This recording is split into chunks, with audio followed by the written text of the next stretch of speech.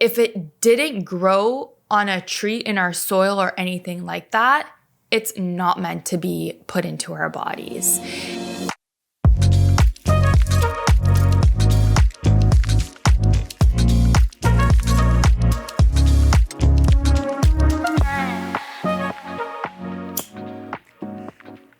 For me, this was a really important start to the podcast, having... I don't even want to call you Britany. I hate calling you by your actual name, Britany, because...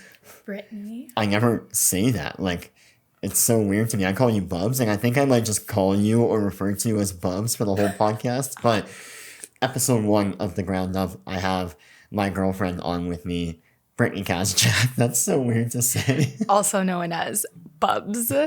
It was really important for me to have Britany on this pod as episode 1 because obviously she's the person that means the most to me in my entire life, and somebody that I look up to in so many ways, and somebody that I think there's nobody more passionate about what they do than the woman sitting right in front of me. So without further ado, babe, Bubs, welcome to the podcast. Thank you for having me. I'm actually crying that you decided to make me your first guest, as my voice kind of tickles. And because you're my first guest, I'll ask you kindly to step closer to the mic just a little bit so you're like half a foot from the mic. There we go. Better. Oh my goodness. I'm the one with headphones on so I can hear how far away you are. I know, you're like teched out, geared out, and I'm just like, am I doing this correctly? Where are my headphones? No, seriously. They're on order from Amazon. Oh, okay. I see. Cool.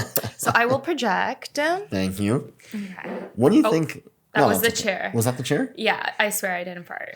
You know what? It's a work in progress. Eventually we'll get to the point where we can buy. I told Britt that we have to actually buy a new table for the podcast. If you're watching on audio only, thank you, because you won't see how annoying it is to have to set this up. But for the video watchers, this table has like I don't know what you call it, but it has like a 45-degree angle on the edge, like on the underside of the edge of the table. And so to clamp on these microphones, it's almost impossible. I have my mic clamped successfully, but Britt's is hanging on by an absolute dear thread on a tripod beside the table.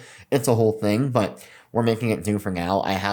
Honestly, I was telling Britt last night that I have all this equipment and it would honestly just be a shame to not use it. So what you're looking at, if you're watching on video, every single camera angle I have here is every light, every mic is all of my gear. And I'm using it because why not? It would just collect dust otherwise.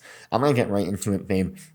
You're obviously one of the most passionate people I know about the stuff that you are passionate about, which we are going to dive into. I'm going to ask you a quick, hard-hitting question. It is the second week of January. What do you think, and what is your take on New Year's resolution when it comes to fitness, wellness, and nutrition? Wow. I love that question. But before I answer that, people who don't know me, I am so passionate about health and wellness. I've struggled with my own health struggles that haven't been easy. And just from growing up, my parents always nurtured and were just very health conscious growing up, which just made me constantly observe the industry. And not just that, but also as an individual and how each of our bodies kind of come around to how we nurture them, how we go about health, just wellness, mind, body, and just everything. And I feel like the health and wellness industry in the last 6 years has gotten very, I don't want to say speculosis, whatever you want to say. I don't even know if that's the correct term. But it is a multi-billion-dollar industry, and there is so much misleading information when it comes to everyone's bodies. So to me, health is an individual thing. And on top of that, going back to the question of New Year's resolutions, I am not a fan of New Year resolutions, because why do you go about all of a sudden, because of a new year, you're going to change your life 180? I don't think that is correct or sustainable. Sure, yes, you can make all these small little goals or big goals. Sorry if I can like re-say that again. Sure, you can set up goals, big or small, but not necessarily does a new year mean that you're going to accomplish them all. Is it more of a mindset going into the new year that you want to be thinking about these new goals? Sure, if you want to see it that way, but you shouldn't lose your goals in sight any time of the year. It's like, what? So January 1st rolls around and all of a sudden you have this new, I don't know, like a new goal in mind. And it's like that goal has been stemming from somewhere. And it's like you almost have to ask yourself, why didn't I start early? Like, what is your excuse why you're not doing it? And of course, one of the biggest things for New Year's resolutions, it's how do I get fit? How do I get healthy? How do I do X, Y, and Z?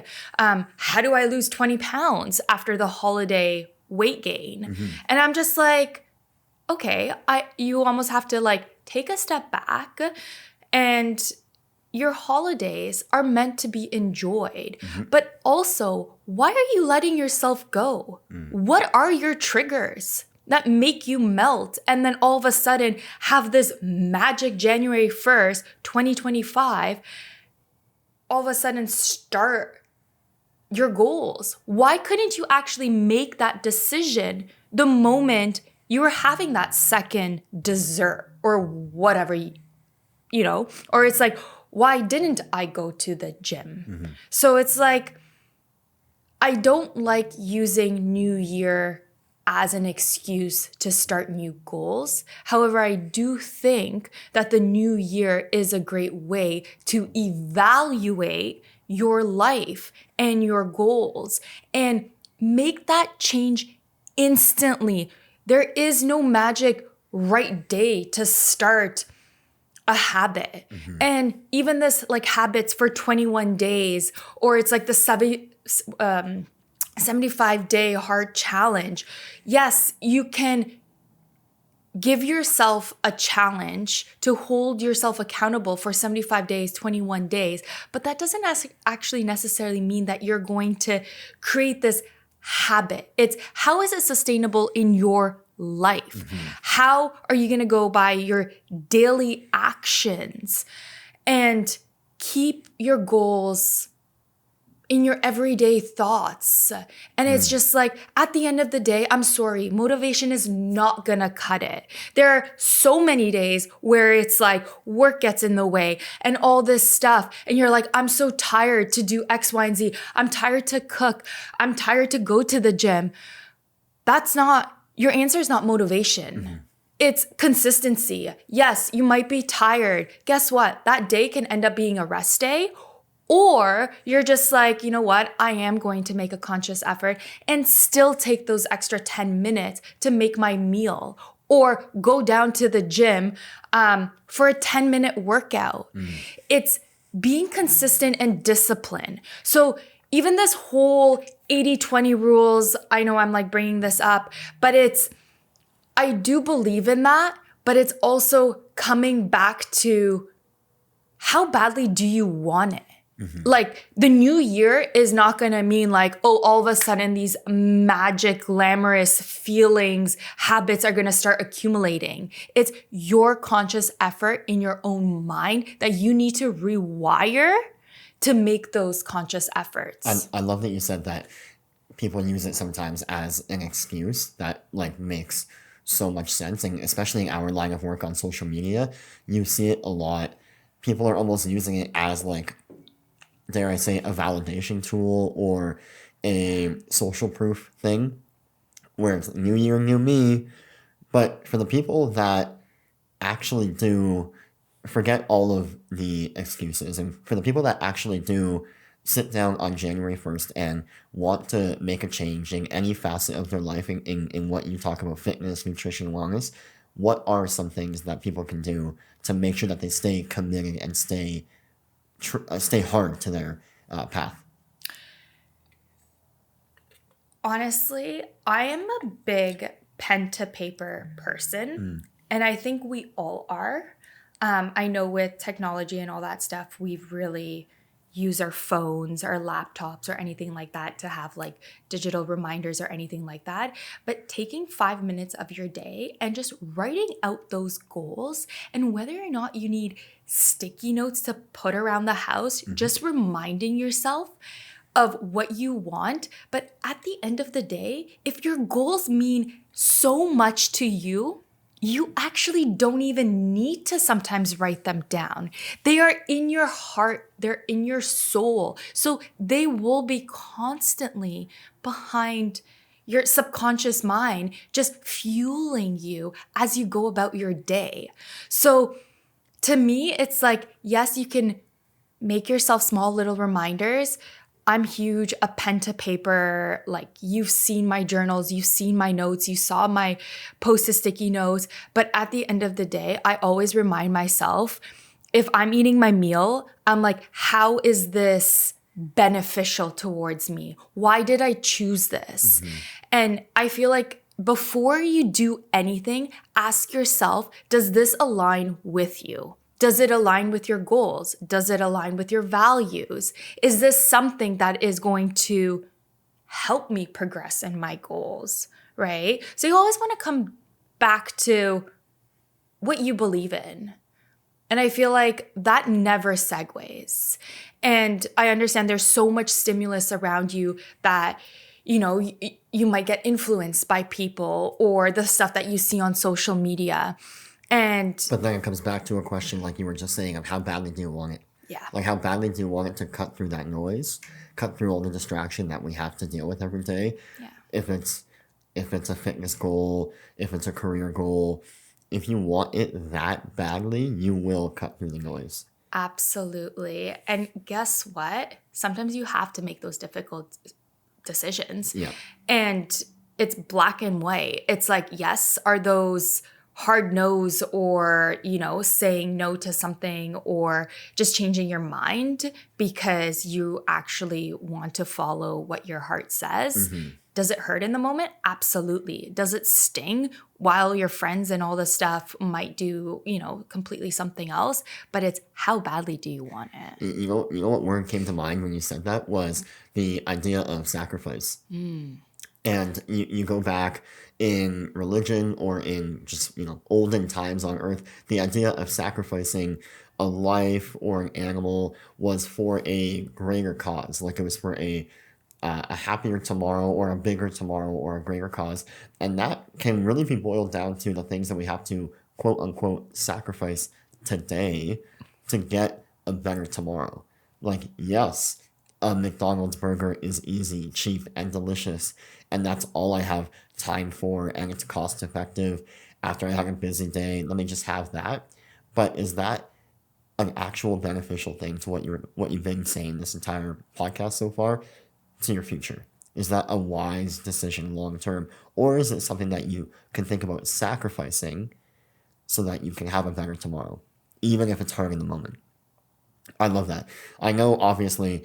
Feel free to riff on that if you want. Actually, yeah. I don't think I like the term sacrifice because maybe in the moment it might feel that way, which I understand because people who are new to making those kind of decisions, it might feel like your life is literally falling apart because you're so addicted to, like you used the reference, the McDonald's thing. It's like, it's super easy. It tastes good. It's literally an addiction. Sure, in the moment, it might feel like a sacrifice, but you do it 10, 15, 20 times, and you will know how much better you feel. And it's almost like, okay, sure, the first 5 times it might felt like a sacrifice, but you're actually, after that, you're just like, oh my gosh, I'm feeling so much better. It's not anymore looked as a sacrifice. It's almost like I've jumped this mountain to only benefit myself and feel better, which makes me carry on with the day so much better and effectively. And to be honest, if you can make that one sacrifice, you can make decisions so much more effectively. I know obviously you're, like we've already described, you're so heavily into the health and wellness world, fitness, nutrition, everything. But what is, in as many or in as little words as possible, what is your niche when it comes to fitness and nutrition? Feel free to just like run with it and tell me exactly and tell the viewers exactly what your niche is. Okay, so I don't even know if this is such a niche or a way. I think it's just the way I go about life. I know me and you have been dating for like 10 years, and I don't think so in the last 10 years I've ever kind of changed my way of thinking towards wellness. I've been always like a whole foods girly, and just bringing it down to our roots. And like, I don't believe in this processed junk or anything like that. Like, to be honest, I don't even recall the last time I had McDonald's.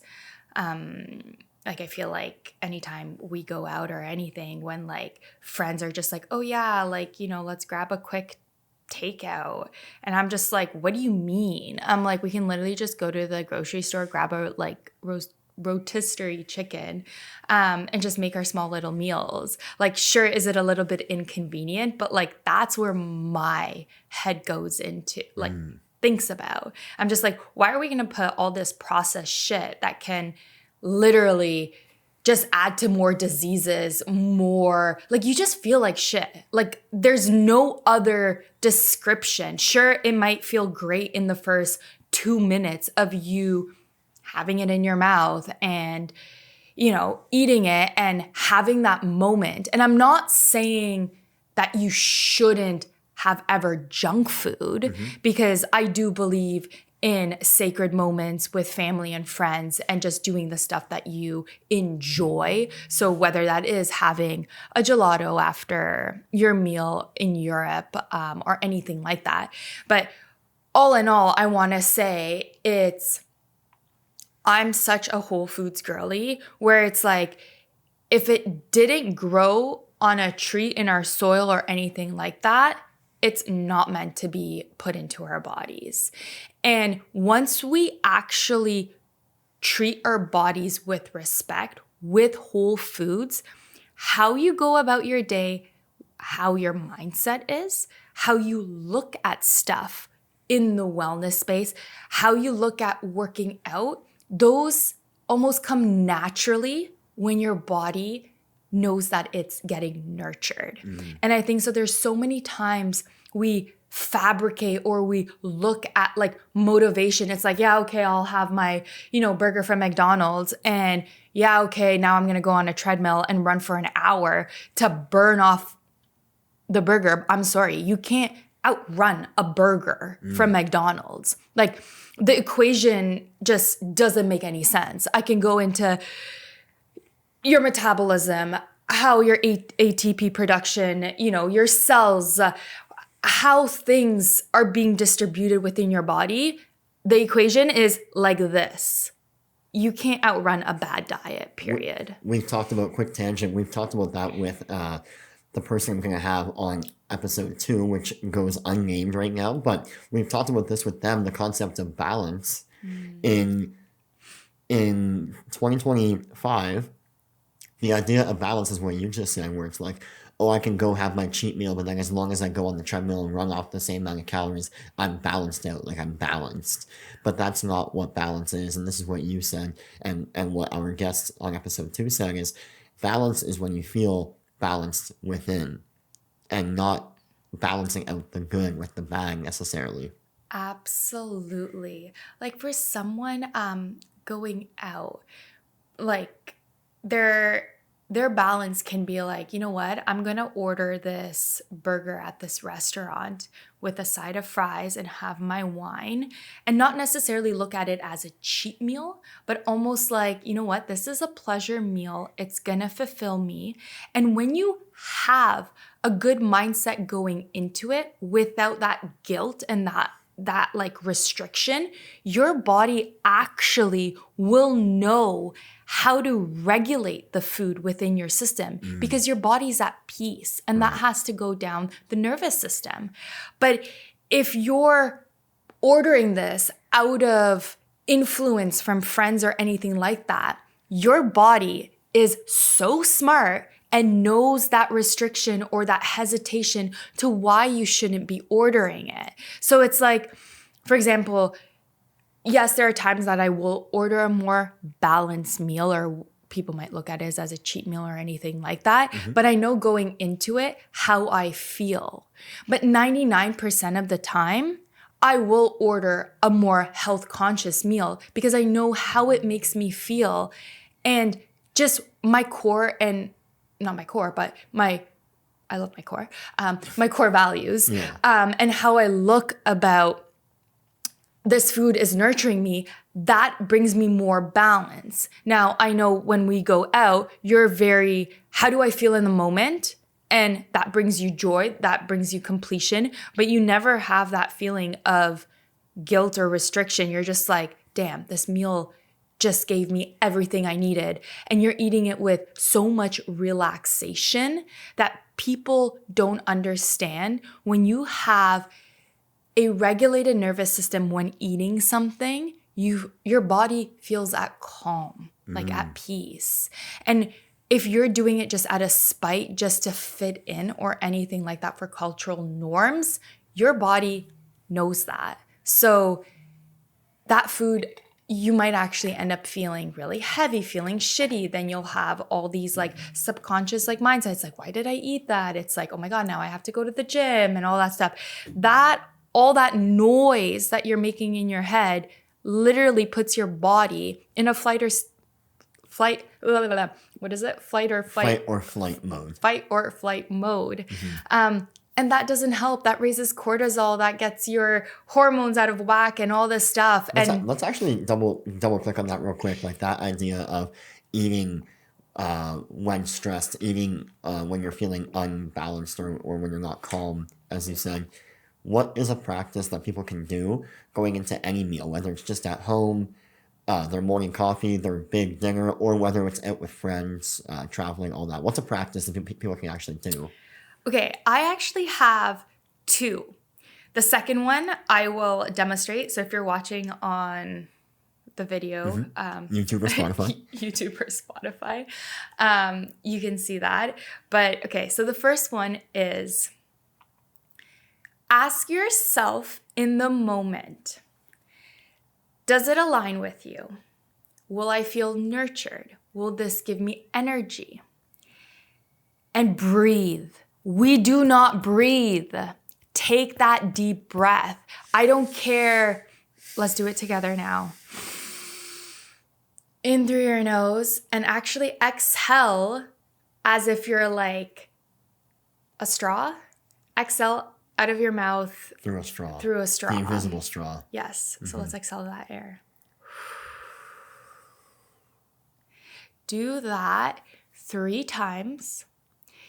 And I swear it will just bring, like, the oxygen that it brings into your lungs.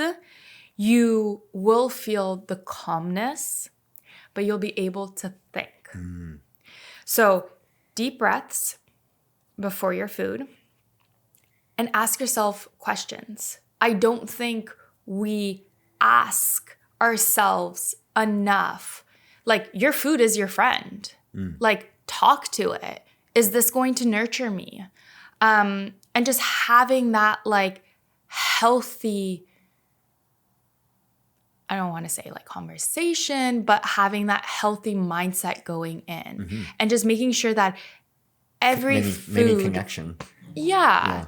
Connection is great. I'm just trying to think, like, Healthy dialogue with your food. Yeah. Yeah. Like, is this going to nurture me? Is this going to fuel me for the next, few days? I think we're so like sometimes on autopilot where it's like, I'll grab this granola bar, but hey, this granola bar is actually filled with so many processed ingredients that will make you feel like shit. And then you're like, okay, well, now I have to go to the gym and like, I'm not so happy. But if you opted for an apple or banana, I'm sorry, that's gonna fuel you and make you feel so good.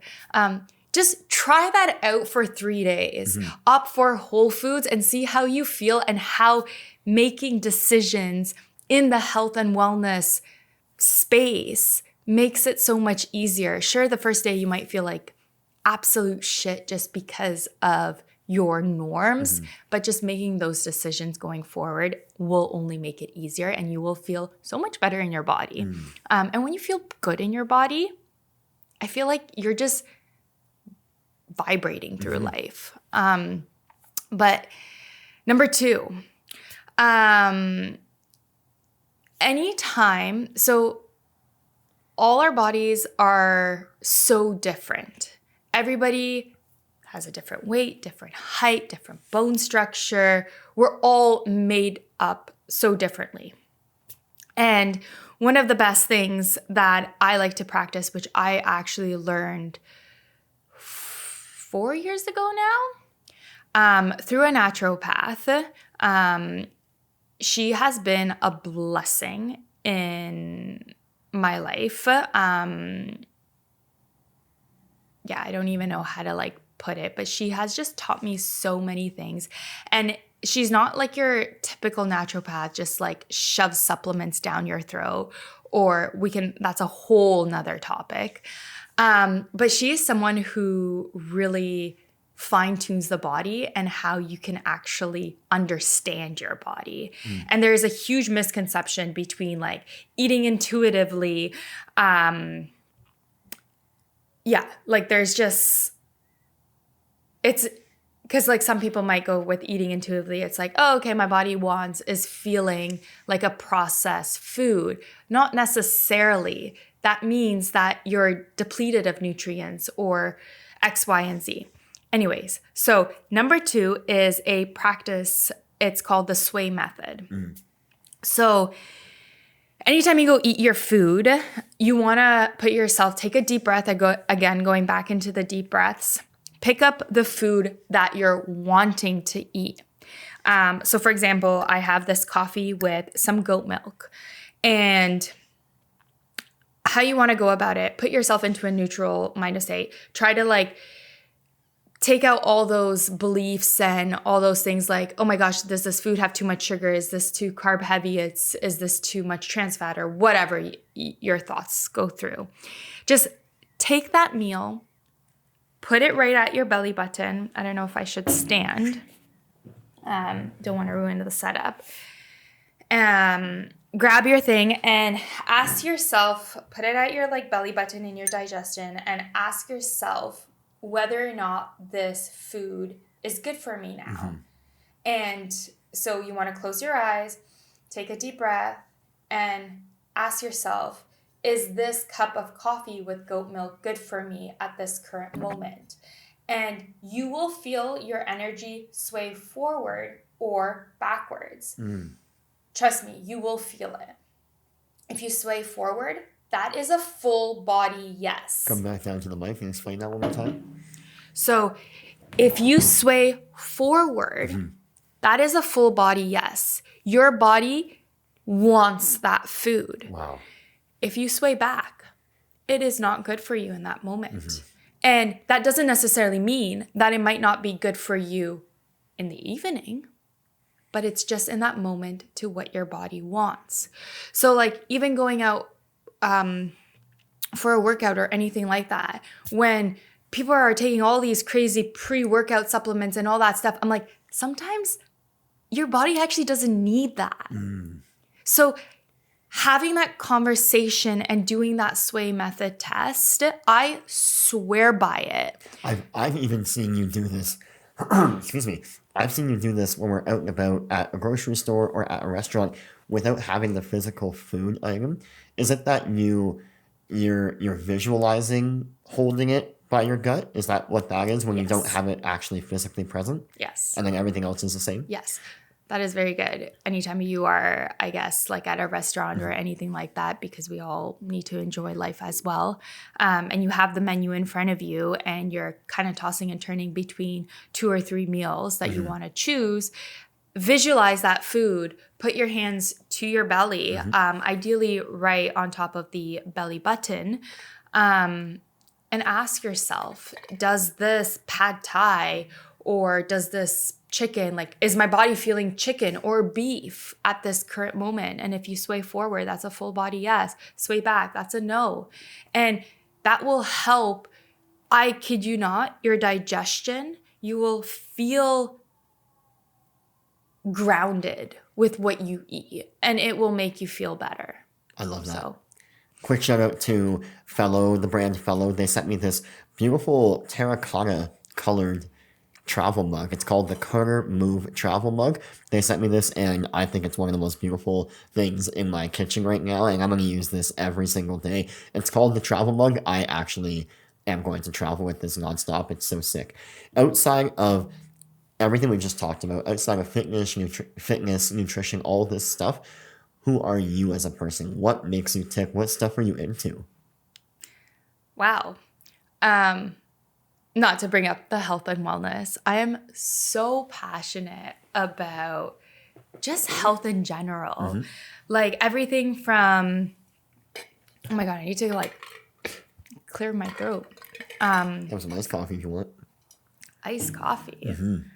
Ooh, I'm gonna try this. We're doing our favorite bean. Actually, no, this is not our favorite bean. This right now is coffee beans from our local grocery store just downstairs from our condo. A Loblaws, which you'll know if you're from Canada. Really nice. They just have a massive selection of whole coffee beans, and these are their plain fair trade organic espresso beans, which normally we don't trust, but we ran out of our favorite beans, so we had to go down and buy these for the rest of the week, and they're actually really good. I'm not going to complain. No, They've been fantastic. they are great. Okay. So, Josh is always just saying to come close to the mic. Yeah, so who am I as a person? What do you do? What makes you tick? What are you into outside of the thing? This is such a challenging question for guests that are on the show, because people that are on the show, it leans towards people that their work and their career is such a massive part of them. It's probably like 90% of who they are. And so, like, defining that other 10% is a bit of a challenge. I've made a joke of it on most of my like bios online, where I say professional photographer and above average frisbee thrower, because it's like I'm very, like, my work is my whole life. That's very evident, but I do have a few things that I like to do outside of it. That is great. I feel like my entire life I've just been all health and wellness enthusiast. Like, there's so many times where it's like I close my laptop at the end of the day and I go through all these like rabbit holes. I'll listen to all these like podcasts about really scientific stuff about the health industry. Like everything from your cells, your mitochondria, how like herb tonics can, I don't know, benefit you in XYZ. And I'll go through all these different rabbit holes. And I love experimenting. I'm literally a guinea pig. Love biohacking. And I love kind of challenging the body. I think I do that subconsciously. And I think I came to terms with that actually going into 2025 when I evaluated my 2024. I was like, I love challenging the human body because it is capable of so much. And I feel like we discount it on so many levels. We use excuses and all these things to kind of cloud your judgment to what the body's physically and mentally, like its abilities. Kind of segueing, but during COVID, I was diagnosed with vitiligo. For those of you who don't know what vitiligo is, it's a depigmentation of the skin. And for my case, it is not genetics, ripped apart the entire family history. It's an autoimmune disease. It is an autoimmune disease. And for some people, it is genetics, or it could be caused through environmental factors, stress factors. Some people just have a weakened organ. So in my case, skin has always been my sensitive organ. So anytime when things are not aligned, I'll break out. And vitiligo has been one of my deepest, I would say, struggles. And nobody actually knows the root cause of vitiligo. So, which is concerning, but I feel like I've gone through so much in the last 5 years. Like I was pretty much able to heal it 99% of the time. And actually just last year over the summertime, I've had a very stressful time. And my body decided to flare up in vitiligo. And I know exactly the changes I need to make in how to control the flare up and heal from it. It is a really long process. And to be honest, the body, again, like seeing how your body changes, it literally recycles itself every 30 days. Like your red blood cells change, your skin changes every 3 months, like it's DNA. And so it's just so cool to see how all these stuff that you hear online from like health to wellness, how it's not all just a one take. Every individual is so different. And depending on what time of year, what season it is, what you're experiencing in that time, your body will need different things. So I think so for myself, going back to who I am and like what I do, I just love seeing what my body needs at different times of the year and how you can help it. I don't even know if What about I've some other fun things outside of work that you enjoy to do? I love being active. Not bringing it back to like the whole fitness stuff, but like surfing, going on walks. I do miss my running time, but my knees capped out.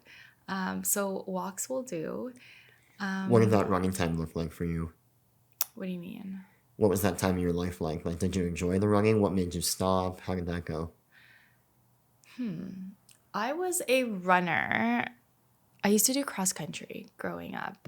So I loved running. Running was kind of, I guess you can say, like my outlet. But yeah, like, I don't know, just like if you've ever experienced runner's high, that feeling is the most like remarkable feeling ever. And I think I was addicted to it. So growing up, like cross country, long distance running, I was never a sprinter. Oh my gosh, me trying to sprint, like you've seen me, it's a joke. Like I just don't have that burst. I was always like, okay, I need to like figure out my momentum, my pace and all that stuff. Long and distance then, like, for sure. Long distance. But anyways, did a few half marathons. A full marathon is still on my bucket list, but which we will do together. Which I think we can, and I feel like maybe we should do that in the next 2 years. That would be an amazing goal. Yeah, I think so. I think so too. Yeah. Now the question is, do you want to do it in Toronto? No. No. Okay, me neither. That's another shared passion of ours is travel, obviously. Yes. Maybe not so obviously, but for the viewers that are new to me, you, and us as a couple, travel is our probably number one passion. Yeah. But yeah, so, and then I stopped running actually right before COVID because I've pretty much like, I don't know what happened into my knees, but the cartilage was pretty much wearing down. Yeah, and then like it just felt like really hard to run after that, and I felt like I needed to just balance my body more, because running does a lot for a female body, especially with our hormones and our cycles and that stuff. And I just felt like I just needed some rest, and walking has been a miracle because I've been loving getting my daily steps, especially when you put in a good podcast and you take yourself on a walk, especially outside in the fresh air. Just gives you like, I don't know, anytime you've gone outside and you went for a walk, I don't think so anyone has ever came back mad about it. True, very true. Most people in our circle know us as Yeah. like a couple because we've been together for so long. We just celebrated our 10-year anniversary in November. I want you to tell the viewers the story of how we met. Oh my gosh, I feel like you say the story so much better. But we met when we were 18 in university at Ryerson, which is currently called TMU, Toronto Metropolitan University. It's so weird saying that. Yeah, so there was this one course. It was a general course. Both Josh and I studied business. I don't know why I paused, but I was like, well, you studied marketing and I did global management. But this lecture was for our general business major. Yes. And it was called BUS 100 with our favorite professor, Schlangler. Schlangler. Oh my gosh. Yeah. He's such an old soul, but oh my gosh, anytime that he would speak, like your soul was just fulfilled. But anyways, so this class was 8 a.m.? No. 8. Yeah, 8 a.m. It was a very early class because I remember taking the GO train, always being late just because of how the train and thing, I was at least 10 minutes late. But I would always sit in the same spot. And I'm such like a routine person where it's just like, I will pick a spot in a room and you'll always find me in that corner or anything like that. But anyways, so sit always at the same spot. Josh apparently used to sit behind me, had no idea who he was. And I don't know if you want to take notes on that, and just kind of like say, because I feel like you say it so much better. No, you tell the story. But yeah, it was 3 months into the course and Josh taps me on the back being like, hey, are you Britany? And I'm like, okay, 1, why is this creep like tapping me? 2, how does he know my name? 3, what does he want? I pretty much came like running into class, super sweaty, literally like drenched, having sweat coming down my face and with a winter parka, and you're just like, oh my gosh, the last thing I want to is like talk to someone. And how did I know your name? Well, so the week prior to that, I had a class with your friends and they asked me for a pencil, and of course they were fishing for my name. Which you didn't know they were my friends at the time. No, I didn't. Right. So they kind of just like, hey, can we borrow a pencil? By the way, what's your name? I'm just like, okay, like, sure. Didn't put 2 and 2 together at that time until you tapped me on the shoulders and I was just like, oh, like, how do you know my name? And then after class, you were like, oh, you met my like friends in, I think it was in our elective class and it was geography. Yes. They were like, oh, you met Adam and Nolan. And like they asked you for your pencil and we're all friends. And yeah, anyways, but your name's Britany. And I'm like, okay, well, this is kind of creepy. But yeah, we ended up going for coffee right after class and just like catching up on what the lecture was, because I believe we had like a quiz or something after, and just good stuff. But yeah, we ended up like talking to each other. We ended up having another course together, which you knew, I didn't, because I just pretty much just show up to class, do my thing, and I just like headed out. I wasn't much of a social butterfly in my university years, but then after I met you, things changed very fast. Yeah, we kept on doing study dates. We ended up just talking, and I didn't really want a relationship at that time because I was just so like school focused. I was also on a full scholarship, which made me just want to like focus, narrow down, and just like, keep your grades up. And of course, then you were working and all these things. So I just didn't want any distractions at that time. But it didn't feel like a distraction with you. So that took me off or caught me off guard, being like, oh my God, Josh is not a distraction. I don't know, just like we just clicked. And like once you find a life partner or anything like that, like it's been 10 years, you just know off the bat that things just don't feel forced, or you don't even have to think twice. And I feel like anytime that we would talk or meet up, it never felt like a chore or like a task. It just felt right. And I feel like we both shared what we wanted in the future really fast. And I feel like that almost like clears up any noise. And yeah, I think so. Like 6 months into it, we moved in together because both of us wanted to move out. And we were like, honestly, let's just try it out. What's the worst thing? We end our lease and we find roommates or anything like that. And the rest is history. That's probably the most detailed I've ever heard you tell that story, but all true. Everything true. Growing up, when you were a child, at any point in your life, what did you want to be when you grew up? Wow. I feel like I wanted to be 10 things. And it always changed, but I think so. Give me all 10. I can go for hours. So one was always a teacher. I used to play teacher.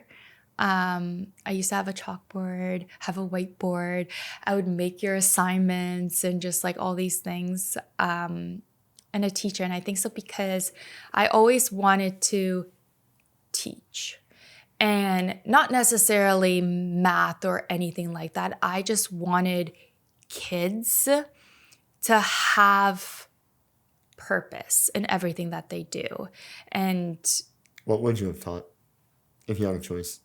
If I did have a choice, it sounds crazy, but math. And one of the reasons why I say that is, okay, I hated English. English is also my second language. What's your first language? Slovak.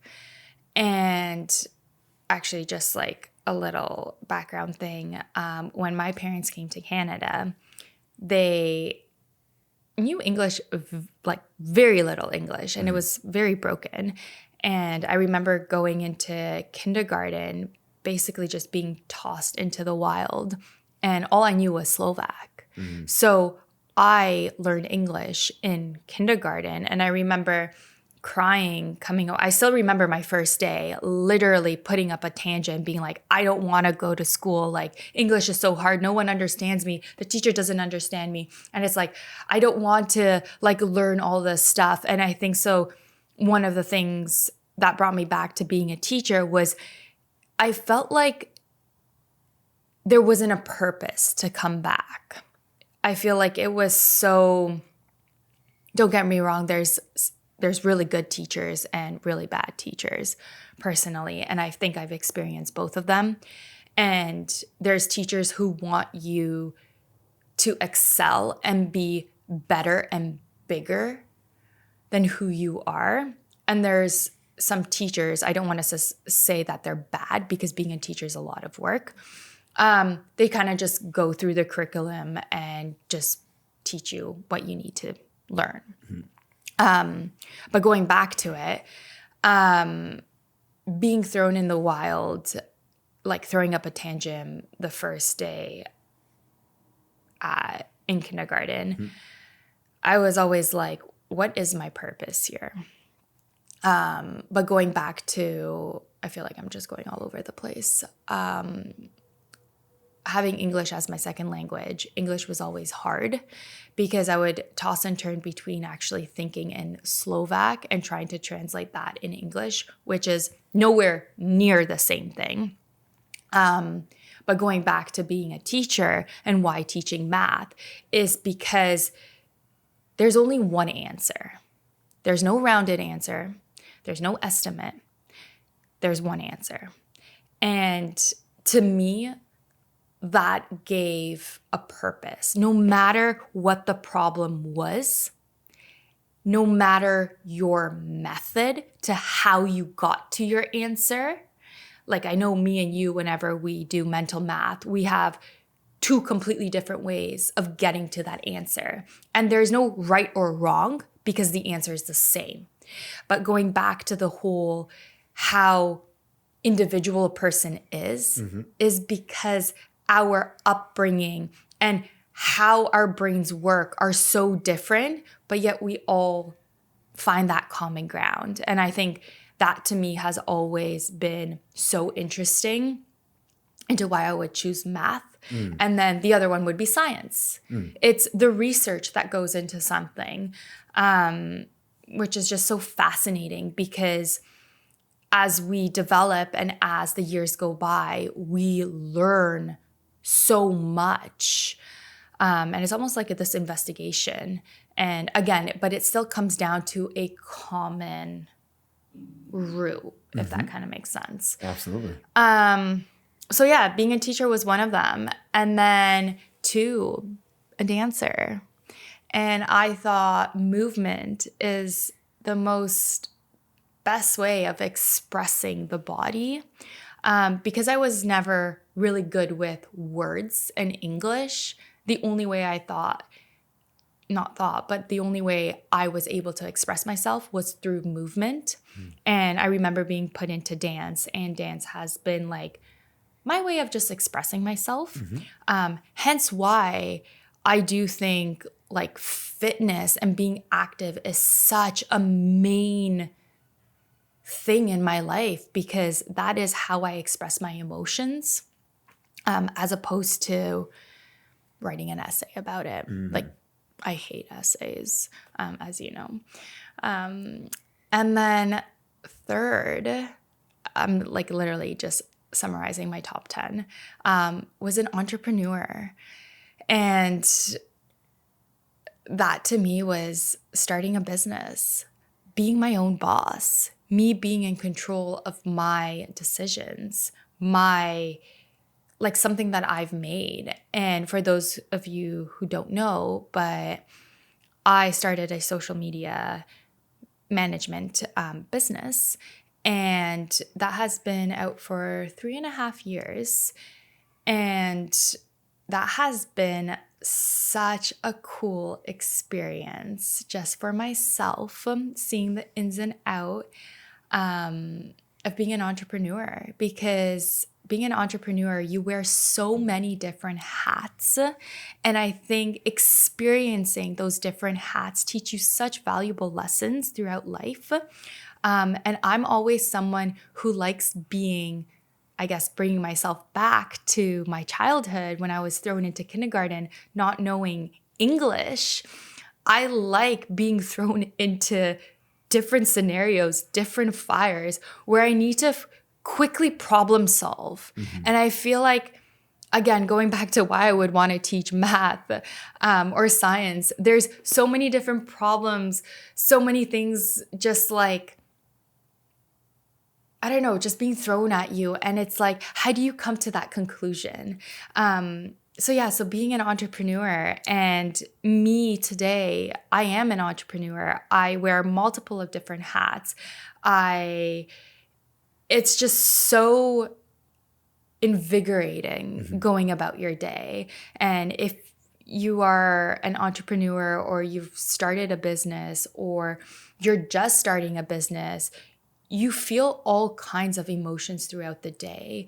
And it's just so interesting to how you come about it, how you go about solving the day. So I like to step back and look at the day as this one big problem, and how do you solve it? I'm going to ask this next question as I light a new incense here. What is something about your work in fitness and nutrition and wellness that people commonly misunderstand? What do you mean? A common misconception, a common thing that people get wrong when they first are looking to hire or work with somebody in fitness and nutrition. Is there something that you would immediately say, first things first, this? Most, like a misunderstanding that a lot of people have about your work. I don't know if this is the correct answer, but going back to your individual needs, every body is so different. And this is why you can't compare. And I've seen people work with personal trainers that pretty much give the same guide to a woman and a male. And I'm like, one, red flag. We're two completely different people. There's so many individual factors that will basically navigate who you are. So again, like, I can't compare myself to someone else because I have a completely different body structure. I have a completely different DNA. I might do way better with doing this as opposed to someone else. So to me, I think when bringing back social media, there is so much information, and it's not a one size fits all. Sure, yes, it can work in the short term, but it's not sustainable. Or it just simply backfires you. Right. Because there's so many short, quick fixes, but it doesn't necessarily have to work with you. So going back to just not comparing yourself to what you hear or what you see. And socials is a big one. I know, like, the what I eat in a day and all that stuff. Like with nutrition, for that specific person, that might work for them. But for someone, it might not. And there's a lot of times where there's that misconception where it's like, oh, maybe if I follow her like diet or regime or anything like that, sure, you can try it, but there's so much more in-depth information. Asking yourself, how tall is she? What is her current weight? What is her BMI? What is her knee activity? Like, all these different questions where it's like, I might actually need to up my calories because I'm almost 5'10" and I have a more of like a bone dense structure. I expel, like, if you have more muscle mass, you do burn more calories, right? So it's like, you can't just, someone's day one cannot be compared to someone's day 120. So again, the whole thing coming back to everybody's so different. And I do think that there are guides and stuff to help find that. I don't know if that makes sense, if you want to elaborate on that or anything. No. But just going down to finding what you want and fine-tuning everything. And there are daily practices that you can do to figure that out. And I'd love to go into depth with that. maybe on a different podcast or anything like that. Absolutely. Actually, one thing that I want to prompt you on for nutrition, and I'm just going to throw this at you because I know it's something that you've talked about so much with me. Can you explain what eating for your blood type means? Oh my gosh. Okay. So those of you who don't know, eating for your blood type is, I don't even know how to say this, but it has been a miracle. So I know that so many people are like, oh my God, I want to be vegan. I want to be vegetarian. I want to be carnivore. I want to be keto. I want to be this. I want to be, you name it. There's so many different diets and that stuff. Yes, do they work? Could they work in the short term? Again, I was a vegan / vegetarian for almost 7 years. And sure, there could have been benefits and there could have been also not so many benefits. But going back to your blood type, I want everyone, if you can take one thing out of this episode, go find out your blood type and eat by your blood type. Those foods will make a massive difference. So I started that in my healing journey. This is one of the naturopaths that I saw with the sway method, which those are the two things: eating by your blood type and the sway method. And if you didn't get to the sway method and you somehow just scribbled through this podcast, go back to the earlier part. Yeah. So check that out. But going back to your blood type, there are certain foods that, so eating by your blood type, whether you're an O, an A, or a B, or anything like that, your body tends to fuel better on certain foods because of how it nurtures your blood. And our blood is constantly circulating throughout your system. So once your blood cells are fed, they will be able to give you the accurate nutrients and just everything to how your body balances out, and getting you actually your goals. And I like to say this because everybody who has this body image in mind or anything like that, you will get to it without any doubt. Wow. Give us a few examples of your case in particular. Okay, so I am a O negative. And so I am a universal donor. So holler at me if you need blood. Hopefully you won't. But I am a massive protein eater. Like, you name it, like red meat is my number one. Like, can we take this in? And for how many years was red meat shoved down our throat being like, it is bad? Well, not only that, for your case in particular, can you double click into, before you learned about eating for your blood type, what was your, I'm kind of like going back, leading you into this, but early pandemic, pre-pandemic, right. What was your diet like then versus after you learned about? Very good. So how I was vegan and vegetarian for 7 years, I've seen massive benefits, but also towards the last like 3.5 years on being on that diet, not necessarily thinking that meat was bad. I just thought that because I was dealing with like vitiligo in that way, and I was just like, okay, I thought that my body needed more cleansing. But I think I got into the point where I've like overdone the body, where the body started to really feel malnourished. And me as a body, I felt so puffy. I started feeling inflamed. I felt like my hormones were completely off, and I wasn't doing anything completely different. I was still working out, still doing my regular things. Like, I don't think I've changed any of like my daily structure.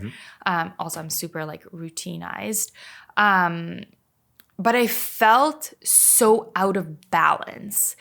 And I literally, for how much working out I've done, I always knew that I didn't have the correct amount of muscle in my body. Something wasn't clicking. Something wasn't clicking. Like for how much I was working out, no matter how many times, whatever, you'd up your calories to build muscles and that stuff, I wasn't building. Like it literally felt like my body was just being like run through like a hollow pipe. And then I went to go see the naturopath and being like, do you even know your blood type? Like you should be eating by it. And I'm like, what do you mean? And she was like, yeah, there are certain foods that benefit you. And again, eliminating all this noise to what mass media is telling you in the health and wellness industry of what foods are great for you and what foods aren't. You learn so much about your individual needs. So going back to the whole thing, if you're an O negative, there are certain foods that will benefit you. And one of the biggest thing was me bringing back protein. Animal protein. And good animal protein. I'm not saying like your regular grocery meat or anything like that. Sure, if at times of needs when, you know, that is your source, if you're traveling or anything like that, that's completely fine. But it's like sourcing good quality animal protein. So whether that's your local butcher, ideally antibiotic free, you want to go for organic, you want ideally grass fed. Side note, try to not get grain fed just because grain is heavily GMO, even though it is organic or anything like that. So just being cautious about it. But anyways, bringing back animal protein has been insanely life-changing.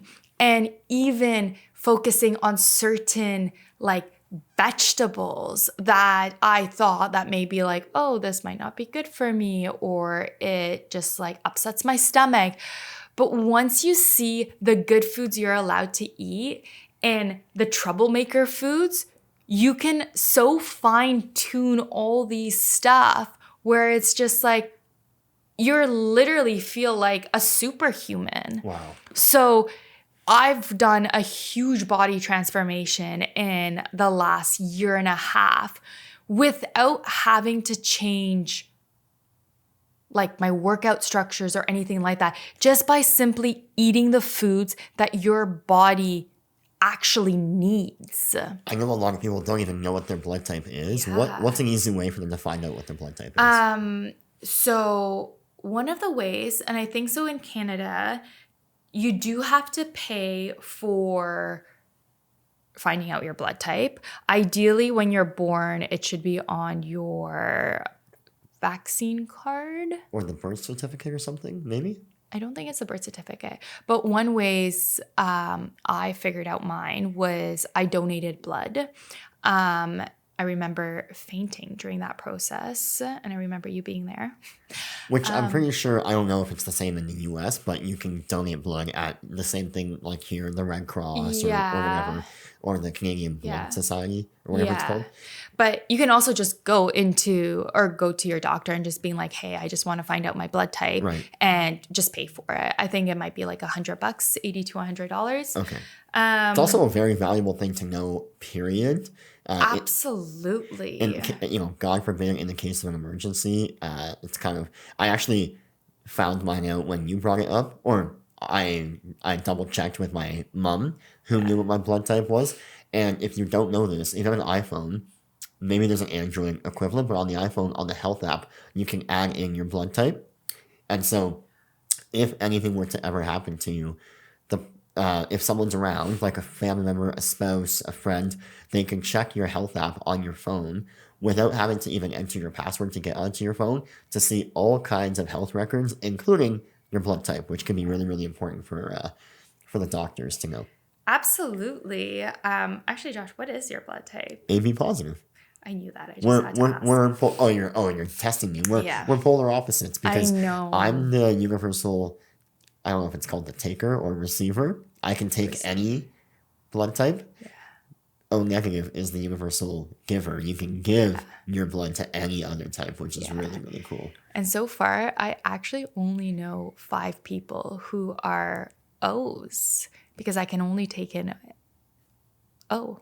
And you know what is funny now that I never realized this, but we actually used that information when you had your appendicitis. Oh my gosh, you are so right. We I don't even think I've ever thought about this, but the doctor asked us if we knew or if I knew what her blood type was, Yeah. and without even hesitation, is negative, like Yeah. immediately, and that was so helpful for you to go into surgery with. Post op, obviously they have to Yeah. know these things, and it was really really helpful. Let's So actually, true. if you're okay with switching gears over to Absolutely. a more away from work for a second Yeah. and back to a personal thing with you and I want to know, like, for you, what does love mean to you, and what does having a partner mean to you in your life? For me, love is sharing your love in the hobbies, what you enjoy doing. Having that like nourishing, nurturing touch, being able to share that with someone and having them reciprocate that, that to me is love. I don't think love is like codependency, like being dependent on a person. I actually don't think that that is the correct definition of love. But I feel like love is something that you share throughout. It can be common stuff that you guys like, but also just how you go about your lifestyle, and having that being reciprocated on both ends. And one of the biggest thing is knowing your love languages. And I wanted to touch on that because I know one of my biggest love languages is acts of service. I'm not huge on receiving gifts because what are the 5 love Oh languages? gosh, acts of service, words of affirmation, Affirmation, gifts, touch, physical touch. Oh, there's one that always escapes me. not smell, not. Oh my gosh. We said acts of service, gifts. Let me look it up, but can continue double tapping into that. Okay. So one of my love language is acts of service. So I couldn't care less about gifts. Did you figure it out? Quality time. Quality time, which I love too. Actually, I should know that. But going back to the acts of service is I could not care for gifts. I could not care for tangible items. I'm huge on the acts of service. So having the person just recognize when you need help and being literally at your service. That can also include doing the chores, making food. And I definitely know that that has attributed with my childhood bringing up.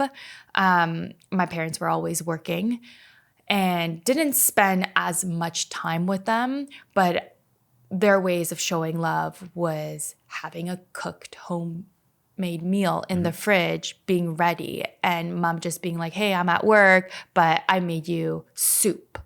And love languages are a two-way street, right? Like there's the ones that you innately want to receive from your partner or your friends or your family, and then there are the ones that you want to give off and want to reciprocate. So it's like for you, I believe the two that we've established are the ones that you value the most for yourself are acts of service and quality time, I believe.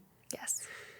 That's what you love to receive from me. Yes. But the other side of that are the ones that I like to receive from you and how you can better serve that. Yes. So it is a two-way street. And this is the whole thing where I just said where in the beginning of love, it's how you reciprocate on both ends of the partner to find that like common ground. So like, again, mine are acts of service, quality time, like carving out, having dinner together, going out or anything like that. I'm very like cherishing an experience. And then how I reciprocate love to you is knowing your love languages. You're very huge on physical touch. So me just making that conscious effort going throughout your day, giving you a hug, giving like, just holding your hand or anything like accepting that. my hugs. Absolutely. Yeah. And I remember in the first year that we met, I was a very cold human. And again, going back to my childhood, because parents weren't around or anything like that, a lot of love was shown by acts of service. I was almost like, oh, what is this hug, right? That you're coming out. It's like, to me, it was almost like, are you going to ask for anything after this? Like, it was almost like, oh, I'm going to give you this touch because I really want this. But meanwhile, you're just like, no, I just wanted to give you a hug because I genuinely just love you. And for me, that was so foreign. Right. And to now, 10 years later, we're both just like, that actual love language has also grown on me because I know you need it. And I've actually fell in love with getting that physical touch as well. There are moments still where I'm just like, what is this hug? Are we fishing for anything? But generally not. You're just like, oh, hey, babe, like, you know. And you just start like laughing, or like we're making dinner and you just kind of like give me a little back hug or like anything like that. You're like, oh my God, your day was like super cool, or like, But yeah, I just feel like knowing your love language is huge. And then what does having a partner mean to you personally? Having a partner to me is being able to share your life with someone. Yes, you can experience it on your own, which is all fine and great, but there's something so special about finding a partner. And it's very different from your family because, yes, you can share your successes and everything that's going on in your life with your mom, your dad, or your sister, your brother. But there's something about sharing it with a partner that is technically a stranger. And just seeing how they understand kind of like what is happening in your life, because they have such an unbiased opinion towards you.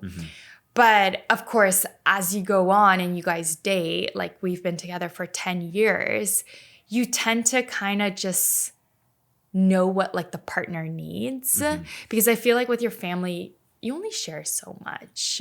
But having that partner and being able to share life moments from your ultimate highs to your ultimate lows, and just having that partner there with you, and not just experiencing it alone, but someone who's also very devoted in you, creates that like momentum.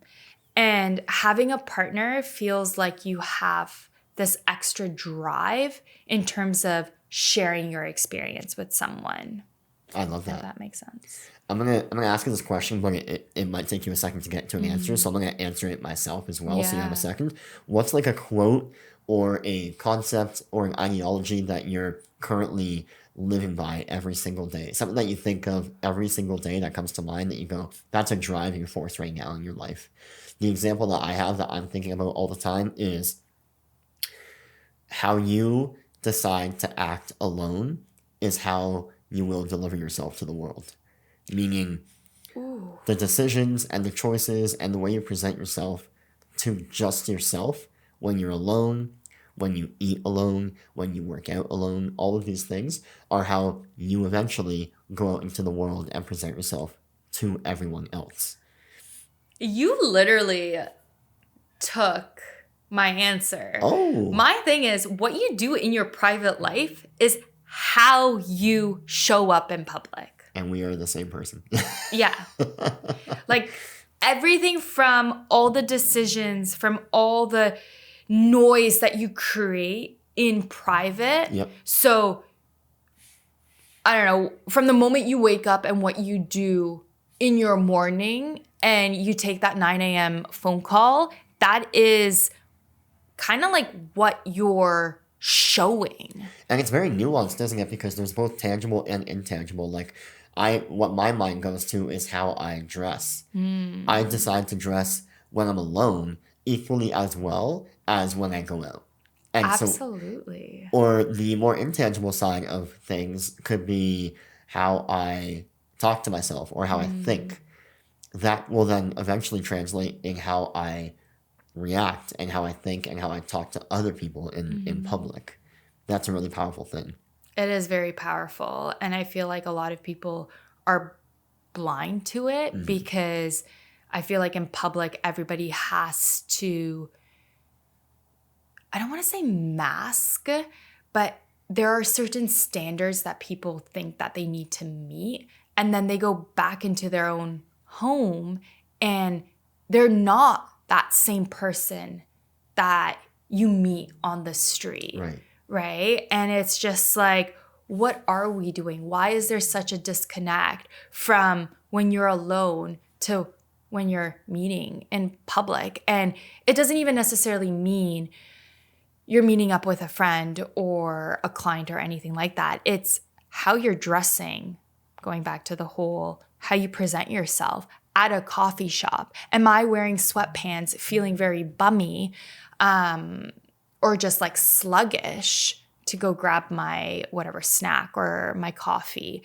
I feel like those small actions, again, going back to the whole New Year's, new me, if you want to say, don't wait for this magical day to just happen that all of a sudden you're going to be feeling a certain way. If you want to get it, make those small little efforts. Dress better. Talk to yourself nicely. If you need a routine in the morning to get yourself grounded, do that, because then you show up grounded to the world in public. That is just massive. So where can people find you and what's next? Okay. You can find me on Instagram at Whole on Life, and whole as in WHOLE. I like to say wholeness, hence why I love whole foods and wholesomeness. So Whole on Life, that's the same thing on TikTok. Yeah, I'm going through a little bit of a shift in my career. I have been doing social media management for the longest time.